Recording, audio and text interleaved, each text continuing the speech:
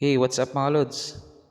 For today's video ay magpo-full tayo ng XRM125 FI Dual Sport Extreme or DSX. So bago tayo magsimula mga lods, ay huwag kalimutan mag-subscribe at pakihit na rin ng notification bell para lagi kayong updated sa mga bagong video nating may upload.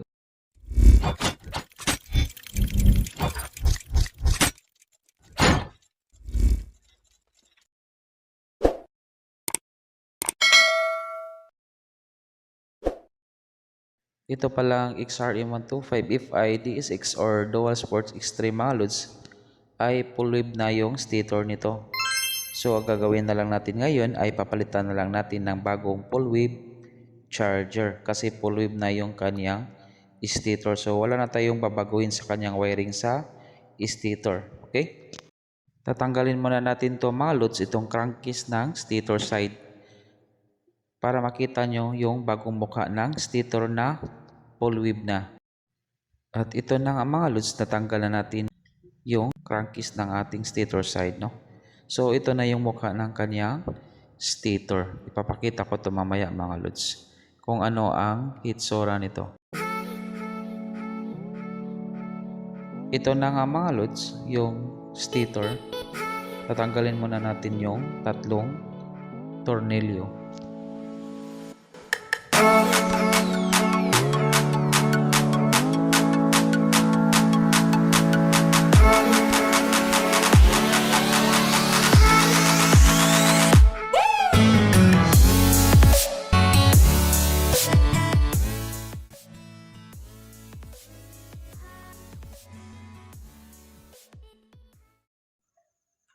Kukuha lang tayo ng tester mga lods at may makikita kayong dalawang wire. Ayan, so may nakikita kayong green wire at saka yung white wire. Set natin yung ating tester sa continuity. At ilagay natin yung test probe natin sa green at saka sa white wire. So kapag nagbi-beep mga lods, yung ating tester, ibig sabihin konektado yung dalawang wire natin. Yung green at saka yung white wire. Sa madaling salita mga lods, ay full wave na yung ating stator. At naka-floated na yung ground. Okay, konektado na yung dalawang wire. Yung green at saka white. Dito naman tayo sa socket mga lods, dito sa green wire at saka sa white wire. Ayan mga lods, nag-beep. So konektado talaga sila mga lods, ibig sabihin full wave. At wala kayong makikitang wire na nakabody ground sa ating magnetic coil or sa ating stator kasi naka-floated na yung ground. Explain lang natin mga lods ng kaunti kung anong kaibahan ng half wave at saka sa full wave na stator. Meron tayo ditong sample diagram mga lods sa half wave at saka sa full wave. At dito tayo magsisimula sa half wave muna. At ito naman yung whole stator natin mga lods sa ating diagram. Tapos yung sa ibaba mga lods, ito yung charging system niya mga lods. Ito yung white wire. Tapos itong kabila mga lods, yung kalahati ng ating magnetic coil ay nakakonek sa ground. So nakakonekta yan sa ground mga lods. Itong white wire natin mga lods, itong charging system natin ay papasok yan dito sa coil at hihinto dito sa center tab ng magnetic coil.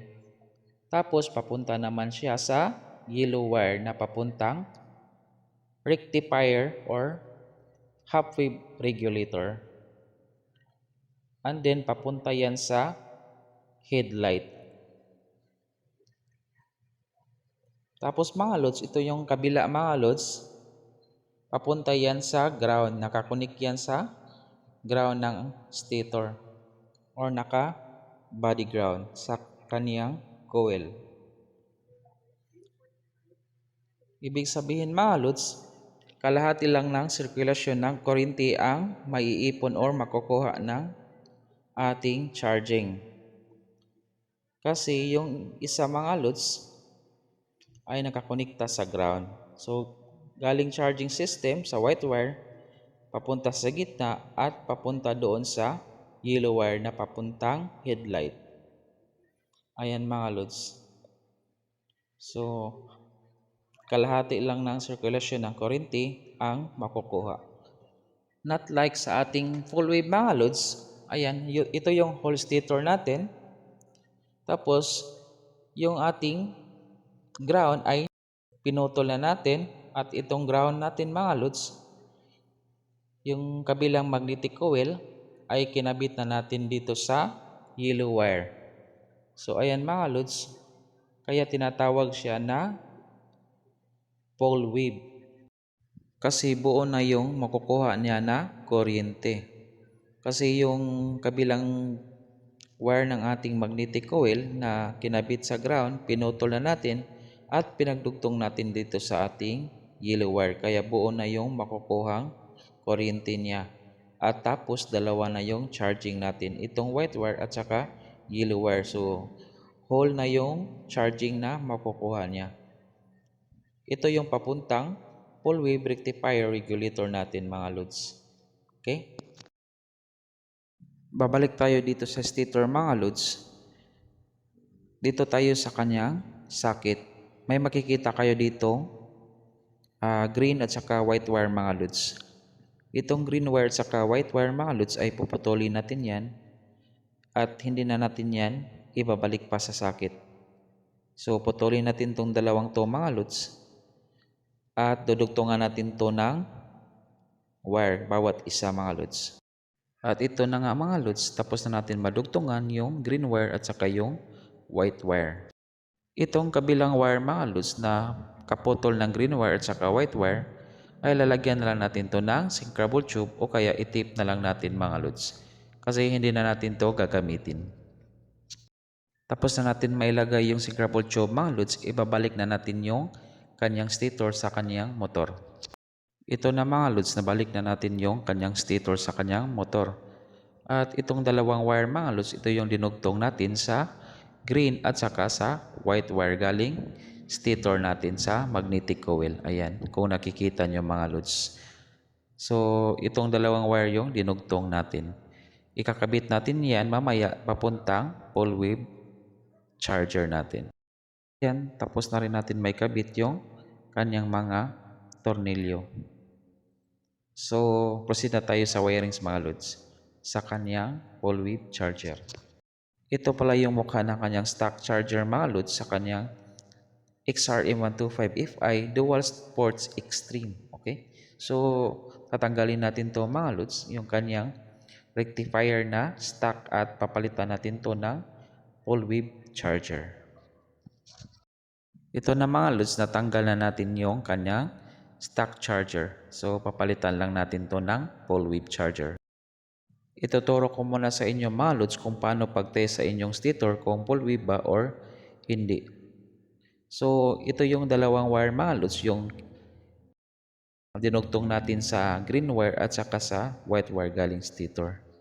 Iti-test natin to mga lods, itong dalawa. Okay? So, galing yan dito sa ating stator mga lods, yung green wire at saka sa white wire ng ating magnetic coil. Kukuha tayo ng test light mga lods. Yung isang test clip, ilalagay natin yan papunta sa body ground or sa negative ng battery. Okay mga lods, so lagay natin tong isang test clip sa ground. Ayan, tapos natin malagay sa ground yung isang wire natin mga lods na dinugtong natin galing stator wire or galing stator, ay ilalagay natin yung ating test probe mga lods. So, dito natin uunahin sa gray wire. So, ayan mga lods, dapat hindi yan iilaw kapag tinadyak natin yung ating starter, kickstarter. Okay?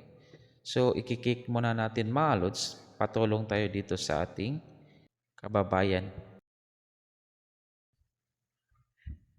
Ayan mga lods, so hindi umilaw. Ibig sabihin mga lods, okay yung ating stator mga lods, hindi nakakabit sa ground. At dito naman sa kabila mga lods, so ganun pa rin mga lods. Ito, same process pa rin mga lods. Tatadyakan pa rin natin mga lods. Nakakabit pa rin sa ground yung isang T-clip natin. Ayan mga lods. So hindi umilaw yung ating test light. Ibig sabihin, goods yung ating stator, no?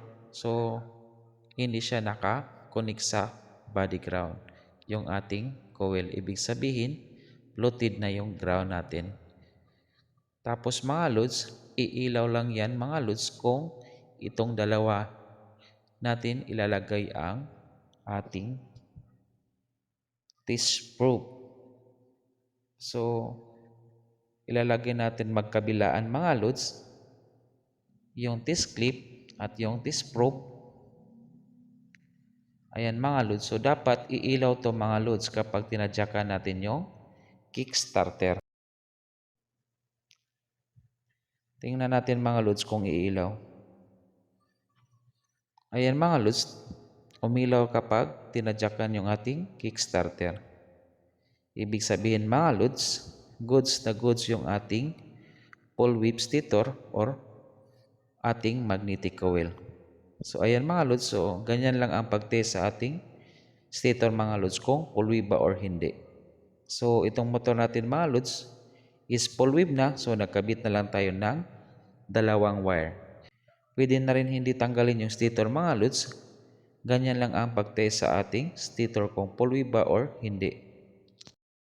Ito na pala yung gagamitin natin mga lods, yung Liwa charger natin. So ito yung gagamitin natin dito pang full wave sa ating XRM125 DSX. Okay? So hindi natin gagamitin tong kaniyang socket mga lods kasi malaki ito, hindi kasya doon. So ang gagawin natin dito mga lods ay poputulin natin yung kaniyang socket at gagamit na lang tayo ng soldering, no? Ihihinang na lang natin to mga lods, itong mga wire na to. Ayan mga lods, tapos na natin maputol yung socket. So hindi na natin yun kailangan. Proceed na tayo sa pagwawiring. Ito pala yung dalawang wire mga lods, yung galing sa stator na pinulweave natin. Dito tayo magsimula sa white wire mga lods ng ating Liwa charger. Kahit ano man sa dalawang yan mga lods, yung ating kinabit doon sa ating stator, ay walang problema kung magkabaliktad kasi walang baliktaran yan mga lods. Itong gray wire, yung pinili kong wire na ikabit dito sa white wire natin mga lods, ay walang problema. Okay? So, dito natin ikakabit yung white wire ng ating charger papunta dito sa gray wire na dinugtong natin papuntang stator na ating pinulweave. Ayan mga lods, tapos nating mahinang yung white wire ng ating charger papunta doon sa gray wire na papuntang stator. Pagkatapos mga lods, lalagyan na natin ng synchrable tube.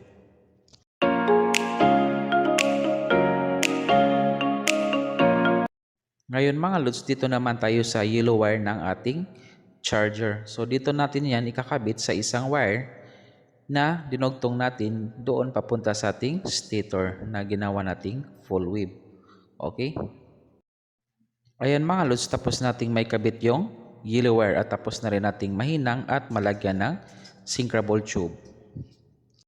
Dito naman tayo sa green wire mga lods, ikakabit natin to papunta doon sa socket ng ating rectifier mga lods. Itong green wire ng ating charger mga lods ay kakabit natin to dito sa green wire ng ating socket. So color coding lang tayo mga lods, green to green. Tapos na natin itong mahinang mga lods at tapos na rin nating malagyan ng synchrable tube. Dito naman tayo sa red wire ng ating charger mga lods, ikakabit natin to papunta doon sa ating socket. So hahanapin lang natin yung dalawang kulay red. So doon natin to ikakabit. So may makikita kayong dalawang red wire dyan mga lods. Ayan sa socket. So dyan natin ikakabit yung red wire ng ating charger. Red to red lang tayo mga lods. Ayan mga lods, tapos na nating may kabit yung ating red wire ng ating charger at dalawang red ng ating socket. So nalagyan na rin natin ng panghinang at saka lalagyan na rin natin yan ng synchrable tube o kaya tape. Dito naman tayo sa black wire ng ating charger mga lods. Ang black wire ng ating charger mga lods ay kakabit natin to papunta doon sa accessories wire ng ating motor. So XRM ito mga lods, ang accessories ng ating XRM ay black wire kasi Honda yung ating XRM. So ito mga lods, may makikita tayong flasher relay dito sa gilid. So dito na lang natin ikakabit kasi malapit lang, no? So ikakabit natin yan kung may makikita kayong black wire dyan. So black to black tayo mga lods. Dyan natin ikakabit yung ating black ng ating charger. So black to black lang tayo mga lods. Ayan mga lods, tapos na nating may kabit yung ating black wire. So lalagyan na lang natin yan ng electrical tape. So tapos na yung ating pull wave mga lods. So ganyan lang kadali, no? Ang pag pull wave ng ating XRM 125 DSX. So ibabalik na lang natin yung mga dapat ibalik at saka i-harness na rin natin to mga lods at saka tapos na. So ganyan lang kasimple mag pull wave.